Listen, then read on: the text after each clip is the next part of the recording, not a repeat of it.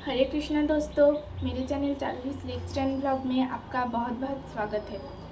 इन दिनों में हम मुकुंदमाला स्तोत्र जो है वो हम पाठ कर रहे हैं और वो हमारा बहुत दूर हो चुका है। हमने अगले वीडियो में श्लोक 10 तक किया था और आज हम श्लोक 11 से फिर से ये जो है ये कंटिन्यू करेंगे।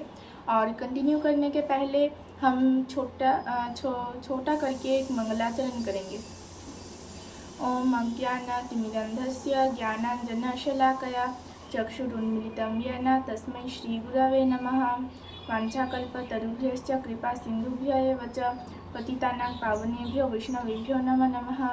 जय श्री कृष्ण चैतन्य प्रभु नित्यानंद श्री अद्वैत गदाधर श्रीवासादि गौर भक्तवृंद।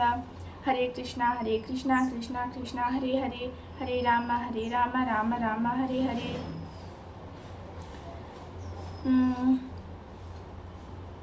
तो अब मैं ये जो श्लोक है ये श्लोक मैं अब पढ़ने की कोशिश करूँगी। भवजलधि गतानां दंडवाताहतानां सुतदुहितृकलत्रत्राण भारतीनाथानां विषमविषयतोये मज्जतामप्लवानां भवति शरणमेको विष्णुपेतो नरानाम।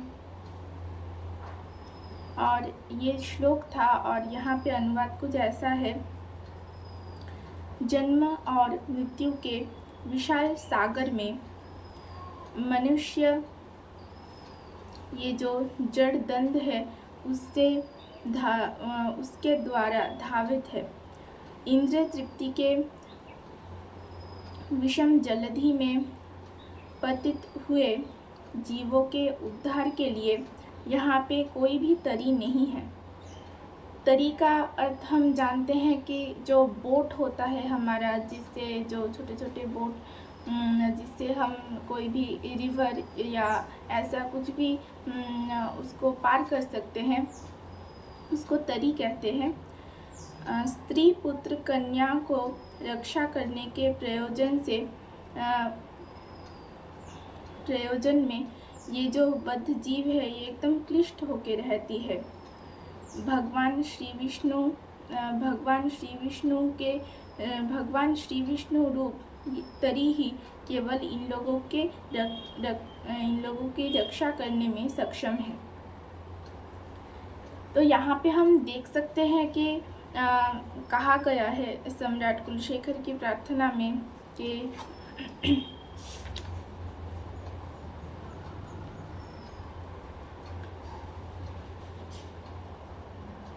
ये जन्म मृत्यु के ये जो दंड है इसमें हम जो जड़ जीव है ये हम जड़ जीव हमेशा हम इनमें निमज्जित रहते हैं।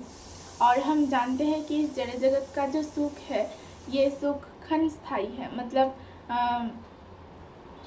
हमें थोड़ा सा सुख मिला और उसके बाद थोड़ा सा सुख हमें मिला भी तो लेकिन इसका पूरा का पूरा जो ये हमारे जो जड़ जगत का चरित्र है ये कष्टदायक है। मतलब हम तो जानते ही हैं कि कितना मतलब इस जड़ जगत को दुख्यालयम कहा जाता है। और हम जानते हैं कि दुख्यालय में तो दुख ही मिलेगा, सुख नहीं मिलेगा। और जैसे कि हम जानते हैं दुख के अंदर भी थोड़ा सा सुख मिलता है और सुख के अंदर भी थोड़ा सा दुख मिलता है। जैसे कि रोशनी के अंदर अंधेरा भी रहता है, अच्छाई के अंदर बुराई भी रहती है, वैसे ही दोनों चीज़ें एक साथ ही रहती है। इसीलिए हमें भी इस जड़ जगत में सुख मिलता है लेकिन वो असली सुख नहीं है। मतलब वो जो थोड़ा सा सुख मिलता है ना उससे हम भूल जाते हैं कि ये दुख्यालयम है। ये हमें याद रखना है कि ये दुख्यालयम है, यहाँ पे हमें दुख ही मिलने वाला है। और ये जो हमारी जो ये पृथ्वी है, धराधाम है, इसको प्रहलाद महाराज ने व्यक्त किया है। प्रहलाद महाराज ने कहा है कि ये एक ऐसा स्थान है जहाँ पे हम जिस चीज़ की कामना नहीं करते हैं वो हमें मिलती है। और जो चीज़ हमें चाहिए होता है वो हमें नहीं मिलती है। यहाँ पे प्रहलाद महाराज ने कहा है कि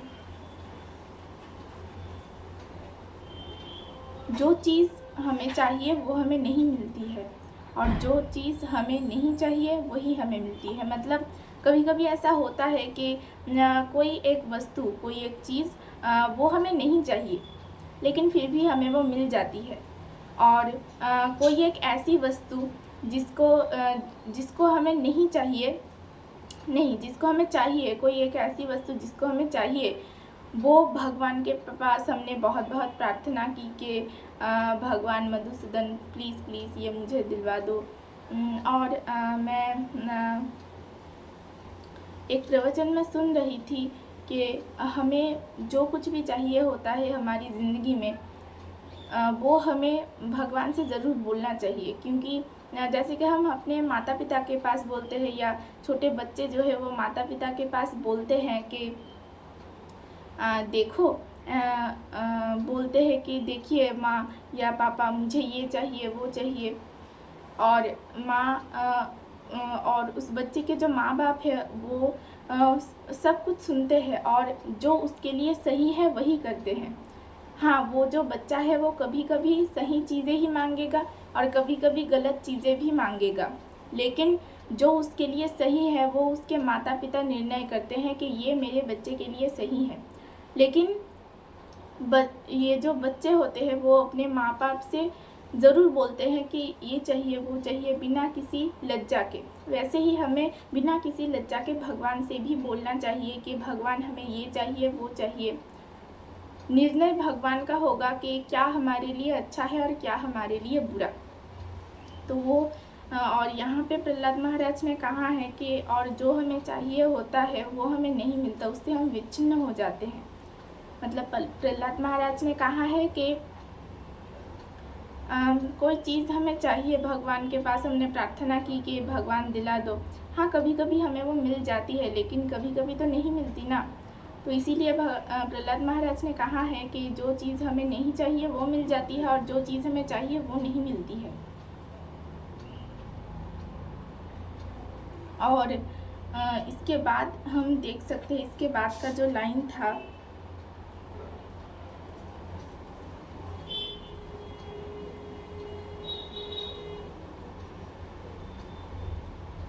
कि हम जिसकी आकांक्षा करते हैं उसके ना मिलने पर, हम जिसकी आकांक्षा करते हैं उसकी ना मिलने पर, या हमारे पास बहुत कुछ मूल्यवान है वो ना मिलने पर, हाँ कोई आकांक्षा है, हम किसी चीज़ की आकांक्षा कर रहे हैं वो हमें नहीं मिला, या हमारे पास बहुत मूल्यवान कुछ है उसको हमने खो दिया, तो इसके दुख में हम अनुशोचना करते हैं।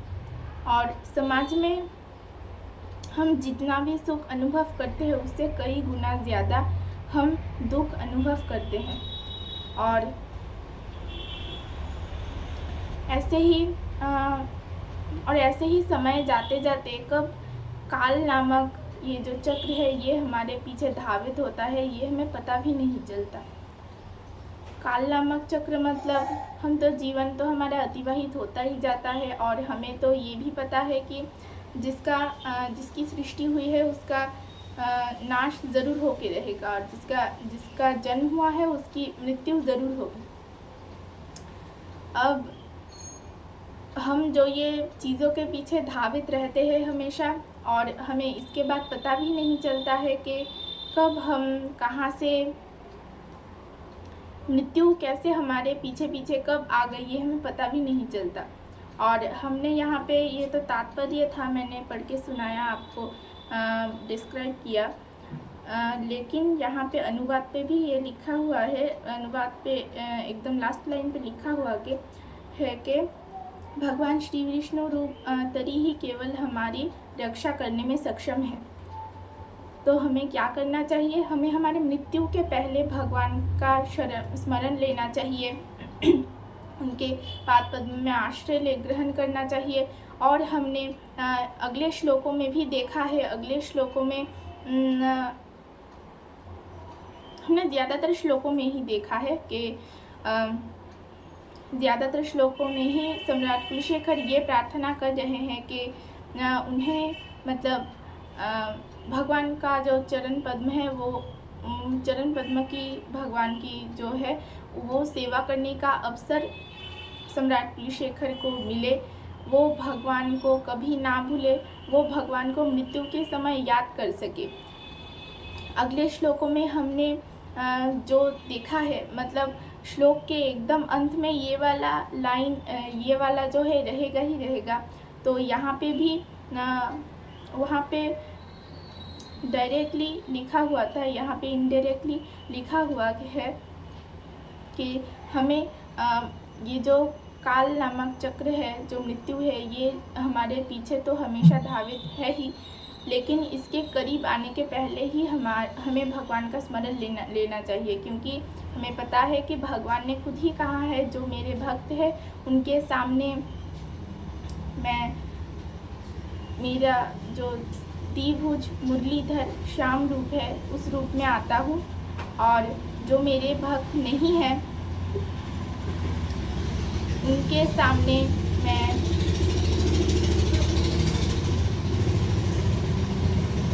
जो मेरे भक्त नहीं हैं उनके सामने मैं काल रूप में आता हूँ।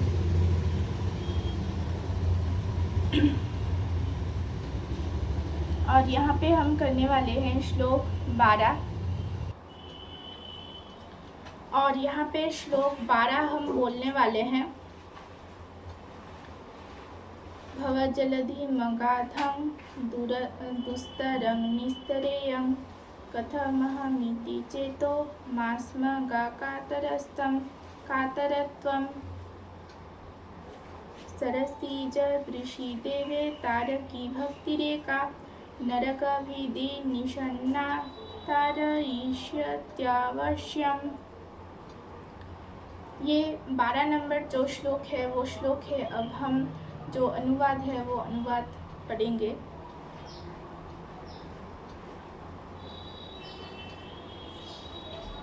हे मन, मैं इस दुरस्त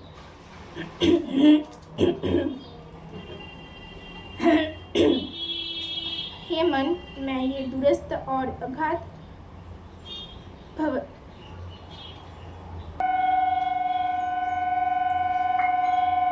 तो अब हम फिर से कंटिन्यू करने वाले हैं, और मैं इसके लिए माफ़ी चाहूँगी क्योंकि मेरा गला थोड़ा सा ख़राब था, तो मैं फिर से पानी पी के आई। अब हम श्लोक 12 हमने पढ़ लिया है, और अब हम अनुवाद जो है अनुवाद पढ़ेंगे। हे मन, इस दुस्तर और अगाध भवसमुद्र को तुम कैसे उत्तीर्ण हो सकते हो? ये चिंता करके उद्विग्न और विभ्रांत मत हो। भक्ति तुमको रक्षा करने में सक्षम है। अगर तुम उनको नरकांतक पद्मनयन भगवान के निकट अर्पण करोगे तो निस्संदेह वो तुम्हें भव समुद्र से उत्तीर्ण करेंगे। यहाँ पे जो अनुवाद है वो अनुवाद में सम्राट कुलशेखर ने ये सम्राट कुलशेखर की ही प्रार्थना है, हम जानते हैं। सम्राट कुलशेखर अपने मन को समझा रहे हैं कि ये जो भव समुद्र है ये कोई छोटा मोटा समुद्र नहीं है। हम जानते हैं कि एक समुद्र कितना बड़ा हो सकता है, तो ये जो भव समुद्र है ये उन समुद्रों से भी बहुत बड़ा है, और इसको हम उत्तीर्ण हो सकते हैं। और यहाँ पे चिंता करके और इस भव समुद्र को कैसे पार होना है, इसको चिंता करके सम्राट कुलशेखर अपने मन को उद्विग्न होने के लिए मना कर रहे हैं कि वो कह रहे हैं कि हे मन, ये जो दुस्तर और अगाध समुद्र है इसको तुम कैसे पार हो सकते हो, इसको चिंता करके उद्विग्न मत हो, क्योंकि ये जो तुम्हें ये जो भक्ति है ये तुम्हें रक्षा करने में सक्षम है। और तुम अगर नरकांतक पद्मनयन भगवान के निकट इसको अर्पण करोगे, खुद को अर्पण करोगे, मतलब सम्राट कुलशेखर खुद के मन को समझा रहे हैं और कह रहे हैं कि अगर तुम खुद को अर्पण करोगे, मतलब मन को अर्पण करने की बात हो रही है यहाँ पे। उन्होंने कहा है कि खुद को अगर अर्पण करोगे तो जो नरकांतक है पद्मनयन भगवान है वो तुम्हारी रक्षा ज़रूर करेंगे। नरकांतक हम जानते हैं कि भगवान का ही और एक नेम है नरकांतक। और यहाँ पे सम्राट कुलशेखर ने उसी नाम का उल्लेख किया है। सम्राट कुलशेखर ने यहाँ पे भगवान के बहुत सारे जो नाम हैं उन नाम का उल्लेख किया है और यहाँ पे हम ये नरकांतक नाम भी उनमें से ही एक है। और यहाँ पे उन्होंने कहा है कि तुम निस्संदेह रहो, तुम्हें संदेह करने की कोई ज़रूरत नहीं है, तुम निस्संदेह रहो कि तुम भगवान तुम्हें इस समुद्र से ज़रूर पार करेंगे। और हमारे जो भक्त होते हैं वो भक्त कभी भी, मतलब उन्हें चिंता नहीं रहती है कि क्या होगा, कैसे हम यहाँ से छुटकारा पाएंगे या इस भव समुद्र से हम कैसे पार करेंगे, कैसे पार होंगे, क्योंकि उनको पता है कि कैसे भी हो भगवान हमारी रक्षा करेंगे और भगवान श्री कृष्ण हमारी रक्षा करेंगे। और ये जो प्रलय शक्ति है ये जीवों से कहीं अधिक शक्तिशाली है, लेकिन भगवान से तो ज़्यादा नहीं ना। इसीलिए भक्त जो है वो हमेशा ही भगवान के शरणागत रहते हैं और वो प्रलय से बिल्कुल नहीं डरते, क्योंकि उन्हें पता है कि भगवान हमें ज़रूर रक्षा करेंगे। जैसे कि हम देख सकते हैं और यहाँ पे कहा गया है तात्पर्य पे, ये जो भक्त हैं ये किसी पक्षी शावक की तरह है। पक्षी मतलब जानते हैं कि हम पंछी, और शावक मतलब हम छोटे बच्चे जानते हैं किसी, या हम कहते हैं कि हिरन शावक मतलब हिरन का बच्चा, ऐसा हम जानते हैं। तो यहीं पे वही कहा गया है कि किसी पक्षी शावक की तरह भगवान भक्तों को रक्षा करते हैं, उन्हें कुछ नहीं होने देते हैं। और जैसे कि हम जानते हैं कि कभी कभी हम देखते हैं कि पापा अपने के संतान को लेके ऐसे आसमान में उछाल रहे हैं और उसे फिर पकड़ रहे हैं, तब क्या वो जो संतान है वो संतान क्या डरती है? नहीं डरती है, क्योंकि उसे पता है कि मेरे पापा मुझे कुछ नहीं होने देंगे। एक बार इसमें मैंने गौर गोपाल दास प्रभु की एक लेक्चर में सुन रही थी, उसमें एक बहुत ही अच्छी कहानी थी, जहाँ पे एक फ़्लाइट की कहानी है ये। मतलब फ़्लाइट जा रही है, जाते जाते वो ना बहुत हिल रहा है, मतलब कब क्या मतलब गिर जाएगा, क्या क्या होगा, मतलब कोई ठीक नहीं है, कभी भी कुछ भी हो सकता है उस फ्लाइट में। लेकिन उस फ्लाइट में एक बच्ची थी जो एक बुक पढ़ रही थी, एक स्टोरी बुक, वो कहानी का मज़ा ले रही थी। बाकी सारे के सारे जो लोग थे वो बहुत डरे हुए थे कि अब क्या होगा, हम बच भी पाएंगे या नहीं, क्या होगा, हम मर जाएंगे या बचेंगे या कोई ठीक नहीं है। लेकिन वो ही एक व्यक्ति थी उस प्लेन के अंदर जो बिल्कुल नहीं डर रही थी और उसके स्टोरी बुक को पढ़ रही थी और स्टोरी का मज़ा उठा रही थी। तो ऐसे बहुत देर बाद प्लेन ठीक ठाक से लैंड हुआ और सब एकदम निश्चित हो गए कि हाँ हम अब ज़िंदा है, घर जा पाएंगे। तभी वो जो बच्ची थी, बच्ची के पास वाले सीट में जो एक आदमी बैठा था, तो उसने उस बच्ची से पूछा कि बेटा ऐसे सब डर रहे थे और तुम कहानी का मज़ा कैसे ले रही थी, मतलब तुम्हें तो और भी ज़्यादा डर लगना चाहिए, छोटी बच्ची से पूछा। तो उस छोटी बच्ची ने क्या जवाब दिया? छोटी बच्ची ने जवाब दिया कि मैं नहीं डरी, क्योंकि मुझे पता था कि मुझे कुछ नहीं होगा, क्योंकि वो जो प्लेन के जो पायलट थे ना, वो मेरे पापा थे और मुझे अपने पापा पे पूरा का पूरा विश्वास था कि वो मुझे कुछ नहीं होने देंगे।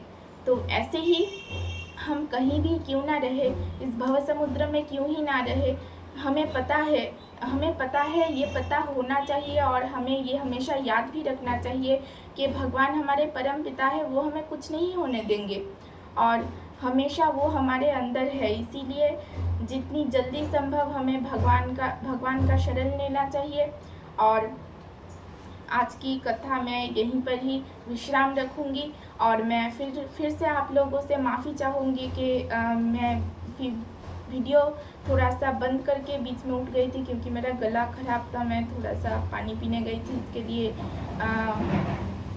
मैं आप लोगों से क्षमा चाहूँगी। और अगर मुझसे बोलने में कोई त्रुटि हुई हो तो आप लोग फिर से मुझे माफ़ कर देना। हरे कृष्णा।